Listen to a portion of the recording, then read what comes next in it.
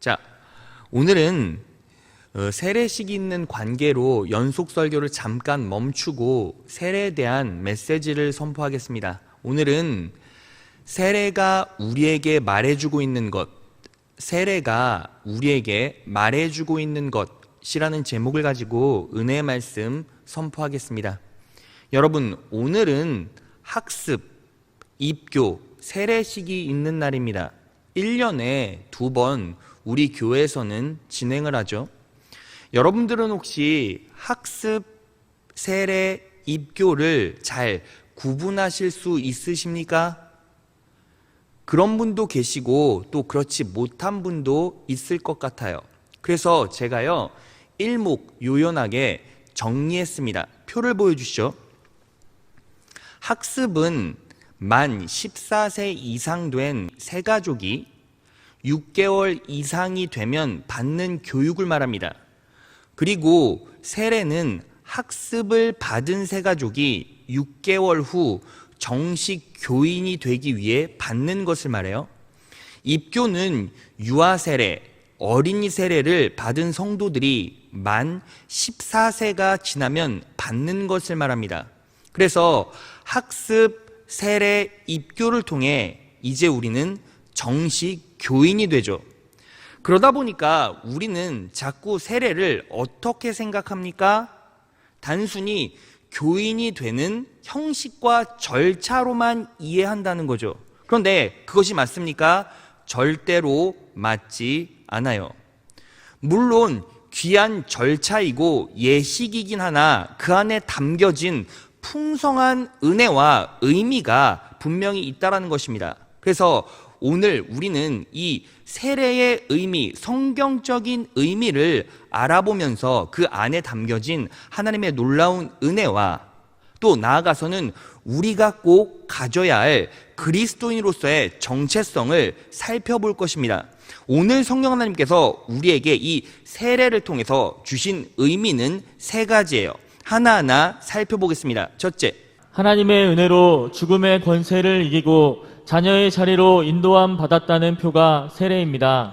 하나님의 은혜로 죽음의 권세를 이기고 자녀의 자리로 인도함 받았다라는 표가 뭐예요? 세례라는 거죠. 오늘 본문 말씀 고린도전서 10장 1절을 보면 이렇게 나와 있습니다. 형제들아, 너희가 알지 못하기를 내가 원치 아니하노니 우리 조상들이 다 구름 아래 있고 라고 말하고 있어요. 우리 조상들이 다 구름 아래 있었대요. 자, 그러면 이 기적은 어떤 기적을 상징합니까? 바로 구름 기둥, 불 기둥의 기적을 상징해요.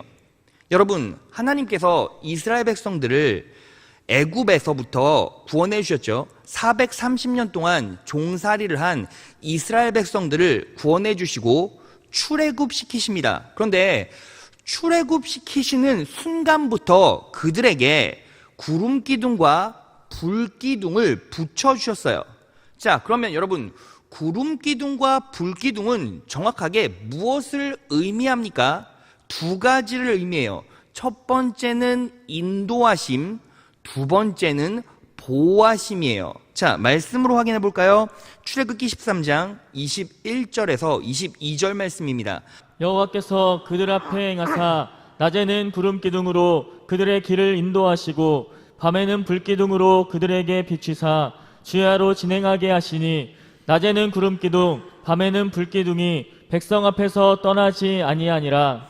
낮에는 구름 기둥으로 그들의 길을 인도하시고 밤에는 불 기둥으로 그들에게 비추사 주야로 진행하게 하시니, 이 부분이 뭐예요? 인도하심이죠. 백성 앞에서 떠나지 아니하니라. 이게 무엇입니까? 바로 보호하심이죠. 여러분, 제가 설명해 볼까요? 이스라엘 백성들이 이제 광야로 나아가게 됩니다. 광야는 사막이죠. 그러면 환경은 어떻습니까? 낮에는 덥고 밤에는 춥죠. 낮에는 살갗이 데일 만큼 너무너무 뜨겁고 밤에는 어때요? 얼음이 얼 만큼 너무 추웠어요. 그러다 보니까 이스라엘 백성들이 제대로 가나안까지 도달할 수 없었던 거죠. 그래서 하나님께서 어떻게 역사하십니까? 낮에는 구름 기둥으로, 밤에는 불 기둥으로 붙여주셔서 보호해 주십니다. 그리고 가나안까지 그들이 어떻게 도달할 수 있습니까? 나침반이 없는데요. 그래서 하나님께서 구름 기둥, 불 기둥을 통해서 나침반 역할을 하게 하시고 결국에는 가나안까지 아름답게 도달하게 하셨다는 거예요. 여러분, 이것을 통해서 우리가 무엇을 알 수 있습니까? 하나님의 자녀들은 언제나 하나님의 인도하심과 보호하심이 있다. 하나님의 자녀들은 언제나 하나님의 인도하심과 보호하심이 있다는 겁니다. 믿으십니까? 하나님께서 여러분들을 보호하십니다. 하나님께서 여러분들을 인도하십니다. 믿으십니까? 그게 바로 하나님의 자녀의 특권이라는 거예요. 그런데 여기서 우리가 곰곰이 고민해 볼 것이 하나 있어요. 그 놀라운 축복과 은혜를 우리가 누리기 위해서는 하나의 과정을 거쳐야 합니다. 그 과정이 어떤 과정입니까? 오늘 본문 말씀 1절 하반절에 있어요. 다 같이 읽겠습니다. 시작. 다 구름 아래 있고 바다 가운데로 지나며. 바다 가운데로 지나며라고 나와 있어요. 결국 이스라엘 백성들이 광야에서 가나안으로 가기 위해서 자녀된 자리로 옮겨가기 위해서 가장 중요한 과정이자 조건이 무엇입니까? 바다를 지나야 한다는 거예요. 여러분, 여기서 바다를 지난다는 개념은 어떤 사건을 상징하죠? 홍해 사건을 상징해요. 이스라엘 백성들이 출애굽을 한 후에 이제 홍해 앞에 다다랐습니다. 자, 사진 보여주시죠. 지금 여러분들이 보고 있는 이 사진이 정확하게 이스라엘의 홍해예요. 여러분, 저 홍해에 장정만 60만, 전체 300만의 이스라엘 백성들이 몰려 있었습니다. 그런데 그 뒤에 누가 지속적으로 계속해서 추적해 오고 있었죠? 애굽의 군병들이 추적해 오고 있었어요. 자, 출애굽기 14장 9절을 보겠습니다. 마침내 바로의 모든 병거와 기마와 그의 기병과 보병으로 구성된 이집트 군대가, 애굽 군대가 이스라엘 백성들을 추격하여 그들이 진을 치고 있는 비하이롯 근처 바엘스본 맞은 쪽 바닷가에 이르렀다고 분명히 말하고 있어요. 자, 그럼 여러분 생각해 보십시오. 여러분들 앞에 홍해 바다가 있어요. 그리고 여러분들을 다시 노예로 끌고 오려는 애국 군대가 막 쫓아오고 있습니다. 자, 그러면 여러분들 입장에서 바다를 건넌다라는 개념은 무엇입니까? 여러분, 바다의 수심이 얼마나 깊겠어요? 그러면 바다를 건넌다, 바다를 지난다라는 개념은 내 자신을 죽인다라는 개념이죠. 수장시킨다라는 개념이에요. 그렇지 않습니까? 결국에는 하나님의 자녀로 옮겨가기 위해서, 하나님의 자녀의 자리로 옮겨가기 위해선 뭐가 필요하다라는 거죠? 내 자를 죽여야 되는 이 과정을 거쳐야 된다는 거예요. 믿으십니까? 자, 그런데 여기서 또 중요한 사실 하나가 있어요. 이 모든 상황과 시나리오는 누가 계획하시고 누가 조성하셨습니까?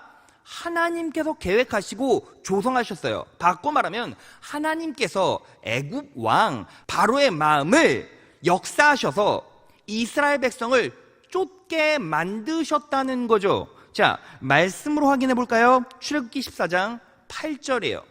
주님께서 이집트의 왕 바로의 마음을 고집스럽게 하시니 바로가 주님의 보호를 받으면서 당당하게 나가고 있는 이스라엘 자손을 뒤쫓았다. 여러분, 왜 바로가 이스라엘 자손을 뒤쫓았죠?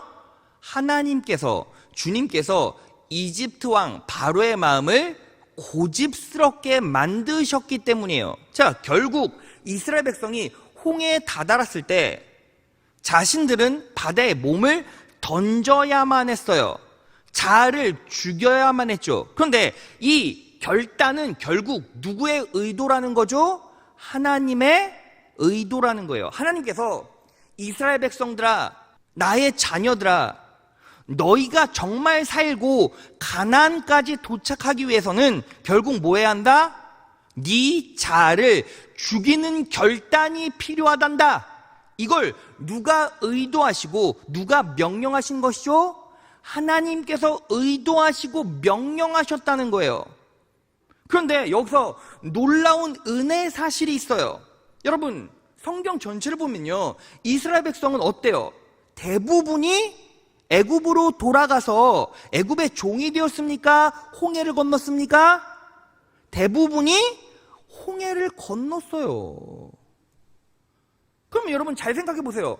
어떻게 이스라엘 백성들이 자아를 죽이는 그 고통을 감내하고 용기를 가지고 홍해에 몸을 던졌죠? 이유가 있어요.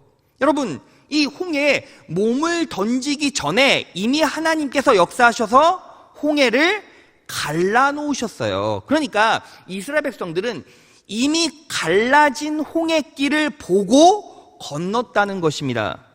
믿으십니까? 자, 그래서 말씀으로 확인해 볼까요? 출애굽기 14장 21에서 22절이에요. 모세가 바다 위로 팔을 내밀었다. 주님께서 밤새도록 강한 동풍으로 바닷물을 뒤로 밀어내시니 하나님께서 밤새도록 바닷물을 뒤로 밀어내셨어요. 바다가 말라서 바닥이 드러났다. 바닷물이 갈라지고 22절 다 같이 읽겠습니다. 시작. 이스라엘 자손은 바다 한가운데로 마른 땅을 밟으며 지나갔다. 물이 좌우에서 그들을 가리는 벽이 되었다. 여러분 잘 보세요. 이스라엘 자손은요, 몸을 물에 던졌습니까? 아니면 바다 한가운데로 마른 땅을 밟으며 지나갔습니까? 마른 땅을 밟으며 지나갔죠. 여러분, 결국 이 말은 무엇을 정확하게 의미합니까? 이런 거예요. 하나님께서는 이스라엘 백성들을 그분의 자녀로 만들기 위해서 자아를 죽여라 라는 결단을 촉구하셨지만 결국 그 결단 안에는 뭐가 있었어요? 이미 하나님께서 열어놓으신 생명길이 있었다는 거예요. 그러니까 이스라엘 백성들은 무엇을 선택할 수밖에 없었습니까? 생명의 길을 선택할 수밖에 없었고 그 길은 자연스럽게 홍해를 건너는 길이었다는 거예요. 믿으십니까? 자, 이것을 통해서 우리가 무엇을 할 수 있습니까? 우리는 이 자리에 있어요. 여러분, 세례 받으신 분 아멘? 세례 받으신 분 아멘? 그럼 여러분들은 어떤 분들이에요? 이미 자아를 죽이고 홍해를 건넌 분이에요. 근데 중요한 게 뭐예요? 우리는요, 예수를 믿겠습니다. 예수는 그리스도십니다. 내가 예수를 믿겠습니다. 이제 세상의 권세에 무릎 꿇지 않고 세상에 종되지 않고 세상에 노예되지 않고 애굽에 노예되지 않고 나는 하나님의 자녀로서 내 자아를 죽이고 주님의 뜻을 따르겠습니다 라고 우리가 결단하고 믿어 이 자리에 있는 것 같지만 결국 그 안에 이 하나님의 은혜를 가만히 살펴보면 우리가 이 자리까지 오게 하신 분, 이 자리까지 오게 하신 분은 누구예요? 하나님이시고 하나님의 은혜였다는 거죠. 믿으십니까? 여러분 놀랍지 않습니까? 우리가 결단을 했건 예수 믿는다고 고백했건 결국 우리는요, 누가 끌고 오신 거예요? 하나님께서 끌고 오신 거예요. 생명길을 열어주신 거예요. 그 길을 걸을 수밖에 없게 만들어 주셨다는 거죠. 믿으십니까? 여러분, 그것에 대한 가장 확실한 예가 어떤 예입니까? 오늘 유아 세례 받는 아이들이 있어요. 근데 유아 세례 받는 아이들은요, 자신의 의지로 이 자리에 왔습니까? 자신의 생각으로 이 자리에 왔습니까? 자신의 결단으로 이 자리에 왔습니까? 그냥 부모님이 데리고 와서 세례 받는 거예요. 우리의 모습이 딱 그와 같아요. 여러분, 그렇다는 증거가 있어요. 여러분 보세요. 교회 안에는 우리가 생각하기에도 형편없는 사람들이 있어요, 없어요? 있어요. 교회 공동체 안에는 우리가 봐도 어떻게 저런 품성을 가지고 저런 성격을 가지고 저런 생활 방식을 가지고 어떻게 성도가 됐고 어떻게 이 자리에 나왔지 하는 성도가 있어요, 없어요? 분명히 있어요. 근데 어떻게 저런 사람이 세례받았지 하는 사람이 있어요, 없어요? 있어요. 근데 어떻게 그런 사람이 이 자리에 올 수 있었습니까? 오직 은혜였다는 거죠. 왜? 내 결단과 의지가 아니라 오직 은혜로 그분이 생명길을 열어주시고 건너게 하시고 자녀의 자리로 옮겨가게 하셔서 우리가 이 자리에 왔다는 것입니다. 믿으십니까? 그러니까 이 자리에 여러분들이 앉아있다는 이유 하나만으로 여러분들은 놀라운 축복의 존재고 은혜의 존재라는 것입니다. 믿으십니까? 여러분, 그렇다라는 거예요. 자, 그래서 오늘 본문 말씀 고린도전서 10장 2절을 보면 이렇게 나와 있어요. 모세에게 속하여 다 구름과 바다에서 세례를 받고. 여러분, 구름은 무엇을 의미한다고 했죠? 구름 기둥, 불 기둥, 인도하심과 보호하심을 의미한다고 했죠. 그러면 바다는 무엇을 의미한다고 했습니까? 내 자아를 죽이는 것, 결단을 의미하죠. 그런데 그 결단 속에는 뭐가 있어요? 하나님의 은혜가 있어서, 하나님의 은혜가 있어서, 인도하심이 있어서 우리는 우리가 결단한 것 같지만 뭐가 있었다? 하나님의 놀라우신 개입하심으로 우리가 이 자리에 있다. 그래서 이 구름과 바다에서 세례를 받고 라는 의미는 무엇입니까? 하나님의 은혜로 내가 이 자리에 있고, 그래서 우리 인생 가운데는 놀라운 인도하심과 보호하심이 있습니다. 이 신앙 고백이 결국 무엇입니까? 세례라는 거예요. 자, 그래서 여기서 다시 한번 세례 받으신 분 아멘, 세례 받으신 분 아멘. 자, 그럼 여러분들은 누가 개입하셨습니까? 하나님께서 개입하셨습니다. 하나님의 은혜가 여러분들의 인생 가운데 개입하셨습니다. 믿으십니까? 그래서 자녀된 자리로 옮겨오게 되었고, 우리는 믿고 결단했지만 그 이면에는 하나님의 철저한 인도하심으로 생명길을 열어주심으로 우리가 이 자리에 왔고, 그래서 우리는 그분의 놀라운 인도하심과 보호에 힘입어 살아갈 수 있다는 것입니다. 이것을 고백하고 확인하는 자리가 바로 어떤 자리입니까? 세례식이라는 거예요.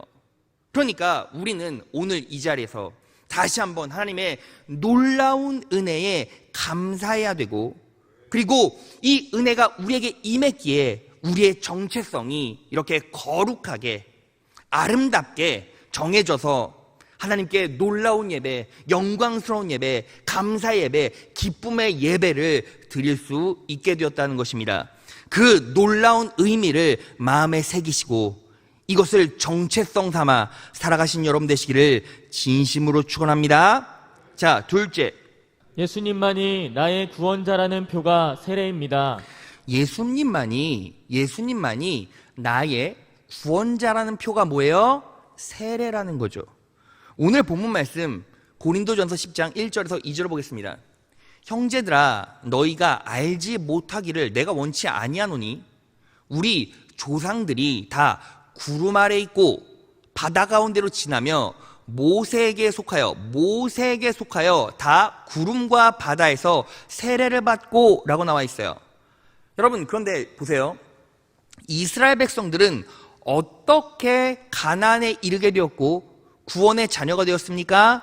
하나님과 이스라엘 백성 사이에 중보자 누가 있었어요? 모세가 있었죠. 그러니까 많은 이 시대의 사람들이 구원받기 위해서는 하나님과 인간 사이에 누가 있어야 돼요? 중보자, 모세의 역할을 하는 존재가 있어야만 해요. 그 존재가 결국 누구입니까? 예수 그리스도시죠. 여러분, 하나님의 구원의 은혜는 누구를 통해서 우리에게 임하게 되었습니까? 오직 예수 그리스도를 통해서만 우리에게 임하게 되었어요. 중보자 대신 예수 그리스도만이 우리의 유일한 구원의 통로이자 구원자가 되십니다. 믿으십니까? 자, 그래서 디모데전서 2장 5절에 보면 이렇게 나와 있어요. 하나님은 오직 한 분이십니다. 하나님께 나아갈 수 있는 방법도 한 가지뿐이므로 오직 예수 그리스도를 통해서만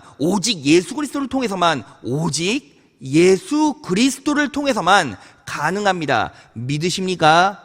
이것을 위하여 예수 그리스도께서는 사람의 몸으로 이 땅에 오셨습니다. 예수님께서 하나님과 우리의 관계를 회복시켜 주시기 위해서 중보자가 되시고 이 땅에 오시고 십자가에 못 박혀 돌아가셨습니다. 오직 예수 그리스도만으로 우리는 구원받습니다. 오직 예수 그리스도를 통해서만 구원받습니다. 믿으십니까? 그래서 모세 속에서 세례를 받았다는 것, 결국 무슨 뜻입니까? 이 세례의 의미는 예수 그리스도만으로 구원받습니다 라는 신앙 고백의 예식이 뭐예요? 세례식이라는 거예요. 그러면 이 자리에 앉아있는 성도들은 오늘 다시 한번 무엇을 점검해 봐야 합니까? 내 삶의 구원자가 누구입니까? 내 삶에 진짜 구원의 능력이 어디에 있습니까? 여러분들은 혹시나 내 삶의 구원은 물질에 있습니다. 내 삶의 구원은 관계에 있습니다. 내 삶의 구원은 돈에 있습니다 라고 실질적으로 믿고 사는 그러한 안타까운 성도가 있습니까? 그러면 오늘 이 시간 우리는 바꿔내야 합니다. 오직 예수 그리스도만이 우리의 영과 육을 구원해 주실 수 있습니다. 오직 예수 그리스도만이 우리 인생과 환경을 바꿔낼 수 있습니다. 믿으십니까? 그것을 실제적으로 믿는 믿음, 그것을 가지고 고백하는 이 시간이 바로 세례식인 것입니다. 오늘 이 예수 그리스도가 내 삶의 실질적인 주인인가 점검하셔서 다시 거룩한 그리스도인, 거듭나는 그리스도인으로 살아가신 여러분 되시기를 진심으로 축원합니다. 자, 마지막 셋째입니다. 셋째, 내가 그분과 하나가 되고 교회로 살 때 내 삶이 충만해질 것이라는 표가 세례입니다.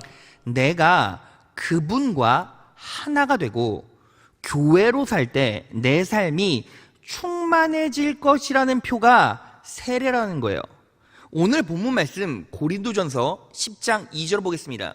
모세에게 속하여 다 구름과 바다에서 세례를 받고 오라고 나와 있어요. 여기서 속하다라는 말은 안에 있다라는 뜻이에요. 그러니까 성경은 이스라엘 백성이 누구 안에 있다고 말합니까? 모세 안에 있다고 말해요. 자, 우리가요 두 번째 대지에서 알아본 것처럼 모세는 누구를 예표합니까? 예수 그리스도를 예표하죠. 그러니까 하나님의 자녀인 우리는 지금 누구 안에 있어요? 예수 그리스도 안에 있죠. 믿으시는 분 아멘. 자, 그러면요 우리가 예수 그리스도 안에 있다라는 것, 그것은 무슨 뜻입니까? 자, 예수님께서는요 교회의 머리가 되시고 교회의 뭐가 되셨다고요? 뭐가 되셨다고요? 예수님은 교회의 머리 되시고 우리는 예수 안에 속해 있기 때문에 우리는 교회이자 그리스도의 몸이라는 거예요. 믿으십니까? 그래서 우리가 그리스도의 몸된 교회로 살아가게 되면 결국 놀라운 충만함이 우리 인생 가운데 임하게 된다는 거죠. 자, 말씀을 확인해 보겠습니다. 에베소서 1장 22에서 23절이에요. 하나님께서는 만물을 그리스도의 발 아래 굴복시키시고 그분을 만물 위의 교회의 머리로 삼으셨습니다. 교회는 그리스도의 몸이요 만물 안에서 만물을 충만케 하시는 분의 충만함입니다. 자, 만물을 그리스도의 발 아래 굴복시키시고 그분을 예수님을 만물 위에 교회에 무엇으로 삼으셨습니까? 머리로 삼으셨죠. 교회는 그리스도의 몸이오라고 나와 있어요. 우리는 예수님께 속해 있기 때문에 우리의 머리는 예수님 되시고 우리는 그분의 몸입니다. 믿으십니까? 그분의 몸이자 우리는 뭐예요? 교회예요. 그래서 우리가 몸된 교회로 살았을 때 어떤 놀라운 축복이 임합니까? 교회는 그리스도의 몸이요 만물 안에서 만물을 충만케 하시는 분의 충만함입니다. 예수 그리스도의 충만함이 바로 교회의 몸이라는 거예요. 교회라는 거예요. 믿으십니까? 자, 그러면 우리가요 예수 그리스도의 십자가의 구속의 은혜로 말미암아 자녀되었어요. 자녀된 순간 우리가 예수님의 몸으로서 몸된 교회로 살 때 어떤 충만함이 임하게 됩니까? 이걸 알아야겠죠. 여러분, 우리가요 예수를 고백하고 그리고 세례를 받습니다. 하나님의 자녀가 되었습니다. 예수를 내 삶의 구주 그리스도라고 고백하는 순간 우리는요 무엇을 마시게 돼 있어요? 무엇을 마시게 됩니까? 성령님을 마시게 돼 있어요. 자, 말씀을 확인해 보겠습니다. 고린도전서 12장 13절이에요. 우리는 유대 사람이든지 그리스 사람이든지 종이든지 자유인이든지 다 같이 한번 읽어볼까요? 시작. 모두 한 성령으로 세례를 받아서 한 몸이 되었고 또 모두 한 성령을 마시게 되었습니다. 자, 우리는요 모두 한 성령으로 무엇을 받아요? 세례를 받고요, 한 몸이 되었고 또 모두 한 성령을 마시게 되었대요. 자, 그러니까요 우리가 예수를 구주로 고백하고 세례를 받아요. 하나님의 자녀가 되었습니다. 정식적으로 하나님의 자녀가 되었습니다 라고 고백하고 믿음으로 받아들인 순간 우리 안에 성령 하나님께서 임재해 계세요. 그래서 우리가 몸된 교회로 살아내면, 몸된 교회로 살아가면 누가 내 안에서 충만하게 역사하십니까? 성령님께서 충만하게 역사하신다는 거예요. 믿으십니까? 여러분, 여기서 우리가 정리할 게 있어요. 우리는요 예수 그리스도를 믿어요. 믿으신 분 아멘. 믿으면 성령 하나님께서 임재하십니다. 믿으십니까? 근데 중요한 건 뭐예요? 우리가 교회로서의 삶을 살지 못하면 성령 하나님께서는 임재해 계시지만 충만하게 역사하시지는 않아요. 여러분, 제가 예를 들어 볼게요. 이스라엘 백성들이요 이제 홍해를 건넙니다. 그러면 한 300만, 장정만 60만이었으니까 300만 가까운 사람들이 다 홍해를 건너가죠. 그런데 누구는 기적을 맛보고, 누구는 은혜를 맛보고, 누구는 신비한 체험을 다 합니다. 그런데 누구는 아무것도 못해요. 어떤 사람이 기적을 맛보고 어떤 사람이 기적을 맛보지 못합니까? 자, 맨 앞에서 공동체를 끌고 가는 모세, 여수와 갈렙 같은 사람은 어때요? 홍해가 갈라졌을 때 가장 앞선에 서 있었으니까 당연히 기적을 맛봤겠죠. 그런데 300만 중에 299만 9,999번째 사람은 어때요? 등 보고 그냥 가는 거예요. 홍해가 갈라지는지 갈라지지 않는지 나는 몰라. 근데 그냥 앞사람이 가니까 앞사람 붙잡고 그냥 건너가는 거예요. 여러분, 우리가요 교회로서의 삶을 살지 못하면, 앞선에서 우리가 하나님의 뜻대로 하나님의 일하며 살지 못하면 우리는 부끄러운 구원을 받을 수 있을지 몰라도, 왜요? 여러분, 궁극적 택자는 구원이고 예수 믿으면 천국입니다. 믿으십니까? 그런데 놀라운 사실 하나, 우리가 교회로 살지 못하면 내 삶에 놀라운 축복과 기적도 누릴 수가 없어요. 여러분, 이 놀라운 충만함은 우리가 교회로, 몸된 교회로 살아갈 때만이 하나님께서 보여주시고 역사하신다는 거예요. 자, 그러니까 여러분, 우리가 무엇을 깨달아야 합니까? 세례를 받는다는 것은 뭐예요? 이제 교회로 살겠습니다. 이제 하나님의 놀라운 충만함을 맛보기 위해서 그리스도의 몸된 교회로 살겠습니다. 이 고백이 뭐예요? 세례식에 임하여진 의미라는 거예요. 자, 그러면 이 자리에 앉아있는 세례식 받는 분들, 그리고 세례를 받은 분들은 이제 나는 어떻게 살겠습니다 라는 고백이 다시 회복돼야 됩니까?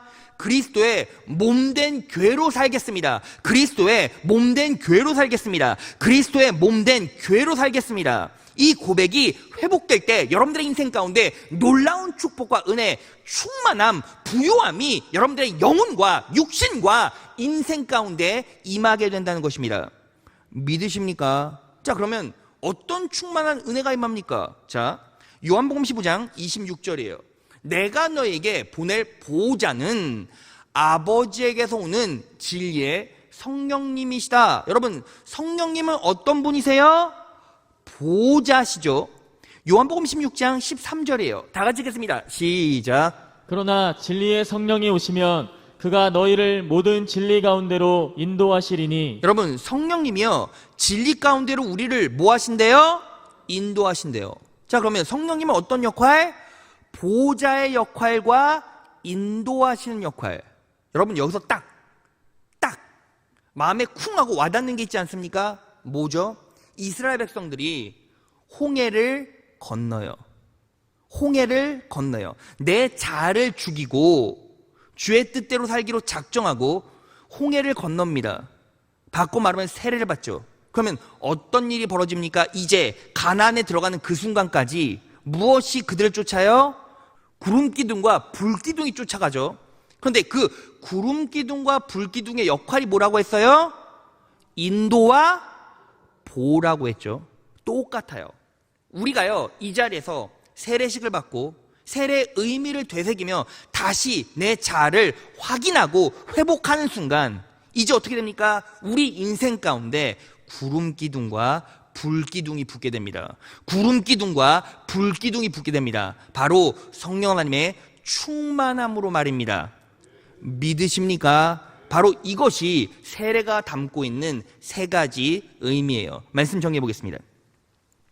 여러분, 오늘 우리는 세례식을 맞이하여 세례가 우리에게 말해주고 있는 것, 세례의 성경적인 의미 세 가지를 살펴봤습니다. 그 세 가지가 뭐였습니까? 첫 번째, 하나님의 은혜로 죽음의 권세를 이기고 자녀의 자리로 인도함 받았다는 표가 세례입니다. 여러분들이 과거의 나를 바라보시고 지금의 나를 바라보세요. 실제로 과거의 나와 지금의 내가 어때요? 다를 바가 없어요. 근데 놀라운 사실, 다를 바가 없는 내가 이 자리에 있다는 거죠. 어떻게 그럴 수 있습니까? 오직 은혜라는 거예요. 오직 은혜라는 거예요. 우리는 또 죄성이 넘쳐나고 우리의 죄성은 매일매일 우리를 괴롭히고 우리를 거룩하지 못하게 만들지만, 그럼에도 불구하고 하나님께서는 예수 그리스도를 통해 생명의 길을 열어놓으셨습니다. 우리가 그것들을 선택할 수밖에 없게 만드셨어요. 그래서 우리가 이 자리에 왔습니다. 그리고 예배합니다. 그리고 이 예식에 참여합니다. 너무 감사하지 않습니까? 여러분, 매 순간 나의 연약함보다 하나님의 은혜를 더 많이 바라보시고 들여오시고 의지하십시오. 하나님께서 여러분들의 인생 가운데 개입하셨기에 여러분들이 이 자리에 있다는 것입니다. 그리고 우리를 구원할 수 있는 유일한 구원의 통로, 유일한 분이 누구십니까? 바로 예수 그리스도라는 거예요. 1년에 2번 상반기 하반기 우리는 세례식을 하지만, 그럴 때마다, 아니 매 순간 우리는 무엇을 기억해야 합니까? 내 삶의 구원의 동력은 무엇인가? 물질인가? 중독인가? 관계인가? 인간인가? 내 욕망인가? 점검하셔야 돼요. 지금 이때 성령 하나님께서 여러분들의 영혼 가운데, 마음 가운데 이렇게 권면하십니다. 너의 삶의 구원자가 누구냐? 너를 이 자리까지 끌고 온 존재가 누구냐? 너를 예수를 믿게 하고 예배할 수 있게 만든 동력이 누구냐? 여러분, 우리는 이 자리에서 고백하고 확인해야 합니다. 그리고 마지막, 우리는 이제 무엇으로 살아야 합니까? 그리스도의 몸된 교회로 살아야 돼요. 어떤 성도님이 저에게 이런 안타까움과 질문을 던지셨어요. 목사님, 교회가 왜 그렇습니까? 교회가 왜 그렇죠? 교회가 이렇게 운영되고 경영되어서야 되겠습니까? 이런 질문을 던지세요.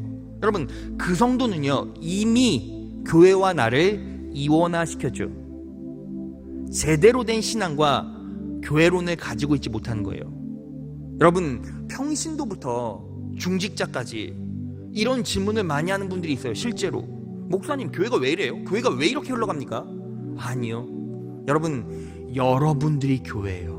여러분들이 그리스도의 몸된 교회입니다.